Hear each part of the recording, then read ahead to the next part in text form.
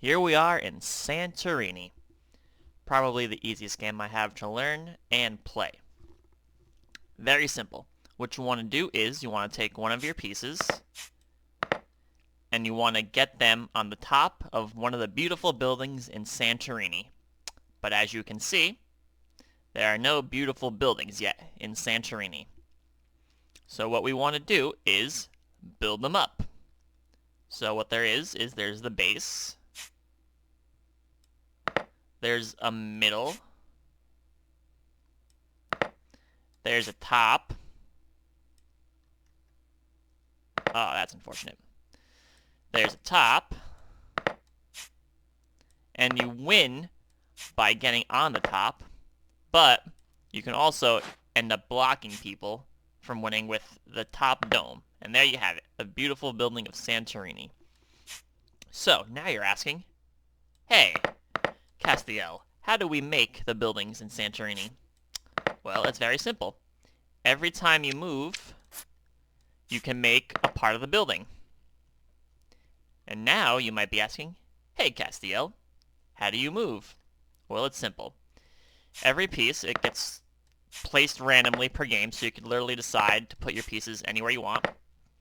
And every time you get to move, it's one move, one space per turn, and it can only be in a connecting square.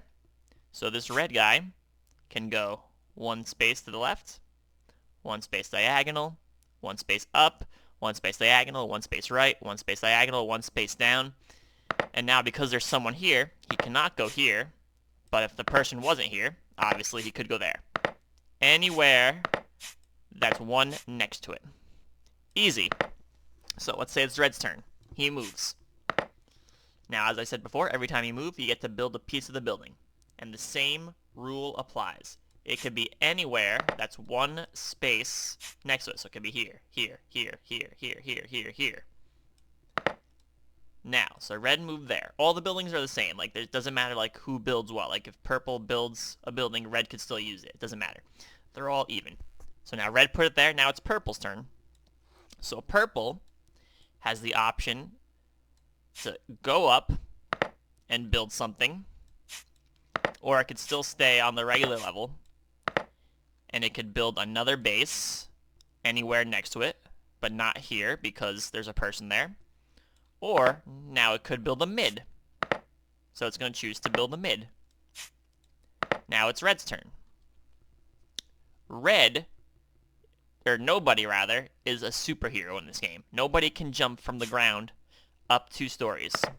So, Red now, Red is going to move here, and he's going to choose to build a base right there.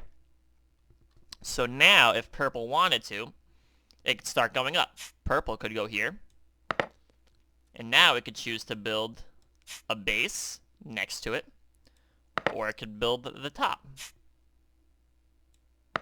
But now, as we're in the same situation before, you cannot jump from one all the way to the other. If this wasn't here, Purple then could go up here. Now, the opposite applies for when you're going down. When you're going down, you can go down any number. It doesn't matter, because anybody could stupidly fall off a building and survive. So, from up here, he can go down if he wants. Or let's just say he stays there. So now Red, just for whatever, decides to go there. So he could build a bottom. Purple could go there, build the top. So now obviously this wouldn't happen. I'm just doing this for this example. So now Red could go here, build a mid because it's still next to it. So now it's Purple's turn. He could go from the first to the second, which is fine. Now obviously he doesn't want to build a dome here because he himself wants to get to the top. So Purple's not going to build a dome there. Purple's going to build just for fun. Is going to build a base right next to him there.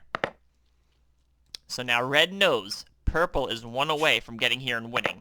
So Red is going to go here because he knows that once he's next to it, he can block it. Easy. So that is the general gist of the game. But now what makes it really fun, especially compared to like chess, where, you know, this is basically just a game where you're thinking 2 moves ahead of your opponent to try and outsmart him, is what gives this a little bit more of a fun edge, is there's God cards. He gives everybody a power.